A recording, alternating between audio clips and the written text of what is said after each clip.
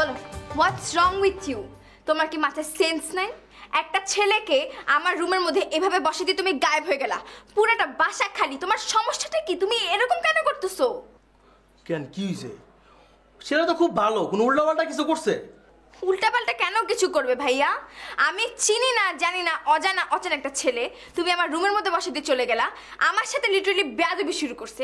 বেয়াদবি করতেছে ছেলেটার, মানে ও কোনো ম্যানার জানে না, কিছু না। তুমি আমার রুমের মধ্যে বসে দিয়ে চলে গেলে, কি সমস্যাটা কি তোমার? আরে ছেলেটা খুব ভদ্র, বুঝছো, খানদানি বংশের পোলা, কোনো সমস্যা নাই। আর প্রথমবার আইছে তো একটু নার্ভাস হয়ে গেছে, বুঝছো, ঝামেলা নাই, টেনশন করিস না, এমনি খুব ভদ্র বলো। দেখো ভাইয়া, আমাকে শিখাতে এসো না। বাসায় যদি কোনো ছেলে আসে, ড্রয়িং রুম আছে, ওটা গেস্টদের জন্য, ওখানে বসাবা, নাহলে তোমার রুমে নিয়ে যাবা। আমার রুমের ত্রিসীমানা যদি আসে না, আমি ঘাট ধাক্কা ধরে বাসা থেকে বের করে দিবি। আমি লাস্ট ওয়ার্নিং দিলাম তোমাকে।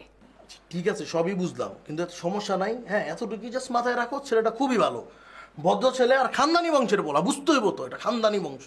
আমি বুঝতেছি না তুমি বারবার একই কথা কেন বলতেছো। আজ এর কথা বন্ধ করে প্লিজ দয়া করে আমার রুম থেকে যাও, আমার মেজাজটা খুব খারাপ। মাথার ভিতরে ওইটা রাখতে হইব। প্লিজ। ছেলেটা ভালো।